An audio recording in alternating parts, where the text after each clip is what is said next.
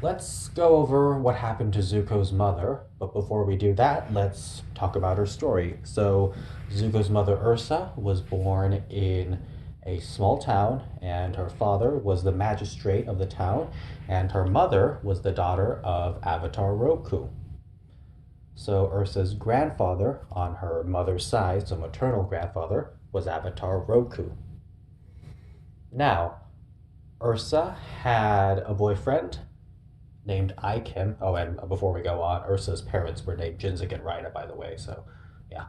But yeah, Ursa had a boyfriend named Ikem, and they got engaged when Ursa was 21.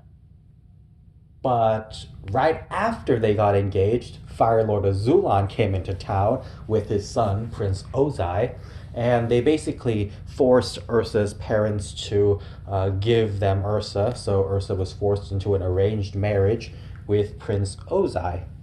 And obviously, that left Ursa's boyfriend Ikem heartbroken, and he basically just went away and went into the forest, went into a depression, and he went down, and then he ran into a spirit who was called the Mother of Faces, and the Mother of Faces was able to actually alter his face for him, so he came back with a totally new face, and no one could recognize him. So, but that comes into the story later, so I just wanted to cover that. So, meanwhile, Ursa and Ozai get married, and of course, Ursa's parents go back to Ursa's hometown, and yeah, so Ursa doesn't see them for a while. Actually, never again. She never sees them again. But anyway, Ursa's marriage to Ozai is pretty miserable. Except Ursa's brother-in-law Iroh is pretty cool, and she does like him. But other than that, life in the capital as the prince's wife, it's just not great for Ursa. And so over time, Ozai and Ursa give birth to their son, and they name him Zuko. Now, Ozai hates Zuko from the moment he's born, and he does say some mean things about that, which I'm not going to repeat here because they're really mean. But basically, the point is Ozai hates Zuko. And then Ozai and Ursa also give birth to their daughter named Azula. Now, Ursa knows that Ozai is spying on her, and so Ursa decides to try something to hurt Ozai's feelings. So what she does is she writes a letter. She writes a letter in which she lies, and she says that Zuko's biological father, is actually her boyfriend Ikem and not Ozai. And so she knows that's not true because Ozai is Zuko's biological father.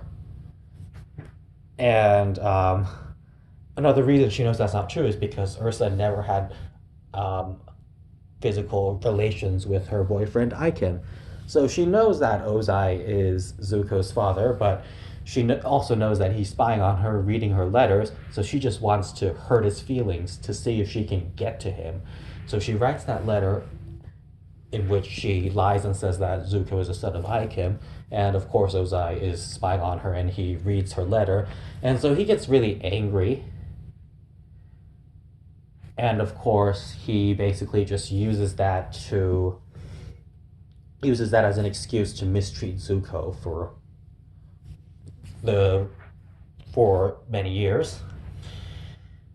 But before we go on, I just do want to point out how when Ozai confronts Ursa on this and he asks her if she really doesn't want Zuko to be his son, her response is interesting in that I don't remember the exact wording, but she does say that she doesn't want Zuko to turn out like Ozai. She doesn't want Zuko to turn out to be horrible and vile and anything like Ozai, which is a very smart response. And well, first of all, Zuko does turn out to be much better than Ozai, and also that response essentially translates into yes, I wish that Zuko wasn't Ozai's son, but she says it in a much more eloquent, crafty way, which I think says a lot about the brilliance of the writers. So that's a point I wanted to make. But yeah, shortly after, or I guess a little bit after, General Iroh, so Fire Lord Zulan's first son, Ozai's brother, Ursa's brother-in-law, General Iroh, goes and invades the Earth Kingdom capital. Now, in the battle, Iroh's son, Liu Ten, is unfortunately killed. So Iroh decides to um, abandon the siege and return. Now, to keep in mind, Iroh only had one kid, Liu Ten, the one who was killed. So Ozai, being the opportunistic, selfish person that he is, decides to use that to his advantage. So Ozai goes to his father, Fire Lord Azulan, and says, "Hey, father, well, Iroh, your firstborn, my brother, abandoned the siege of the Earth Kingdom capital, and since his son is dead, he no longer has any bloodline to succeed him. So that means his line is gone. So how about you just toss Iroh aside, betray him, and just give me the throne instead? Give it to me, Ozai." And of course, Fire Lord Azulan gets furious, and he's like, "Oh well, you dare suggest that I betray Iroh, my firstborn, after the demise of his only beloved son?" And then, of course, Azulan gets really mad. So one thing I do want to say about Azulan, actually, let me tell the story first. Azulan, of course, wants to punish Ozai for suggesting such a horrible thing. And so Azulan says that since Iroh lost his firstborn and he's suffering a lot of pain, and Ozai had the audacity to try to take more from Iroh, Azulan essentially wants to punish Ozai in the same way by forcing Ozai to eliminate his own son, Zuko. So the point is, Azulan wants Ozai to lose his son and suffer, because Iroh lost his son and suffered, and since Ozai wanted to basically take away Iroh's throne, Azulan wanted to punish him. So that's the point of that.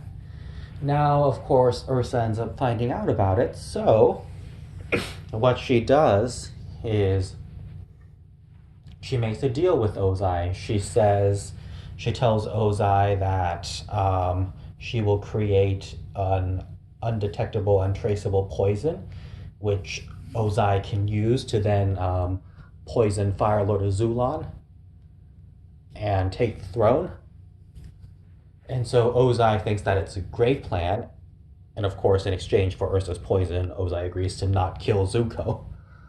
So, but then Ozai is smart and he realizes that after he kills Azulan and becomes Fire Lord, Ursa could just make that poison and use it on him, and then he would be dead too. So Ozai is smart, and he tells Ursa that after she makes the poison, she has to get lost and just leave forever.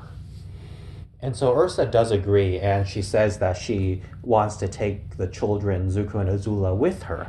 But Ozai refuses, and here's where it gets interesting. He says that no harm will come to either of them as long as Ursa upholds her end of the bargain. Now, the interesting thing there is obviously Ozai has no qualms about harming Zuko, but he says no harm will come to either of them, so he is obviously including Azula. And so the point is, obviously Ozai valued Azula because she was a powerful firebender and very evil, maniacal, and smart like him. So he values her, but he doesn't like love her in the human sense per se. So yeah. So if he had the opportunity, he probably would have hurt Azula, just hurt Ursa, or just for the fun of it, or whatever it was, because Ozai is just like that, and that's the way his mind works. So that's an important detail. Now Ursa makes the poison, gives it to Ozai. Ozai gives it to Azula, and Ursa leaves the capital. And so Ursa goes back to her hometown and she looks for her parents. But unfortunately, they've already passed away by that point because they were really old. Or maybe they got sick, but they were old. Like, that is true. So, yeah, it's never explained how they died, but they did die. And meanwhile, Ozai has poisoned Azulon, and Ozai has become the new Fire Lord. And yeah. Now, Ursa, what she does is she runs into her old boyfriend Ikem, and at first she doesn't recognize him because he looks different, because he had his face changed, like I mentioned earlier. And then he explains to her what happened, so she decides to go down and meet this spirit. And so she asks the spirit to give her a new face. And at first, Ursa's intention is to like get a new face and go back to the capital, and like no one's going to recognize her, and she can just take a look at her children to make sure they're okay. But then when she gets the mother of faces like, well, the mother of faces realizes that Ursa is in a lot of pain and has been through a lot of struggle, and so the mother of faces offers to actually give Ursa a new face and erase her memories. So Ursa won't remember anything from her past life, and she'll only remember her boyfriend Ikem. So Ursa agrees because she's been through a rough time, and so I actually do defend Ursa on this because obviously the trauma that she went through with Ozai was quite horrible, and she did everything she could to protect Zuko, and she did essentially save his life by making that poison and giving it to Ozai to give to Azulon. So Ursa sacrificed basically everything and threw her entire life away just to protect her children. So I don't fault her for the decision she made. So yes, and we can get more into that later. But no, Ursa fulfilled her duties as a mother, and then she made that choice to forget about her old life. So basically, Ursa um, accepts she gets a new face, and her memories are wiped away, and she marries her boyfriend Ikem, and later on they have a young daughter of their own. So basically, Zuko and Azula's half sister. And so many years pass. Obviously, Aang comes out of the iceberg. Aang defeats Ozai, and like Zuko's the new Fire Lord and all. And then, basically, to keep a long story short, you can go read the Search Comics Part 1, 2, and 3. Zuko does find his mother, and she gets her memory back. She gets her old face back, and she talks to Zuko and explains to him basically her life story and what happened to her and why things turned out the way they did, and they reach a very good understanding. And so later, Ursa and her new husband Ikem and their daughter travel with Zuko to the Fire Nation, and of course there's a conflict there, and Zuko has to deal with it, and that's in Smoke and Shadow, so you can read that too.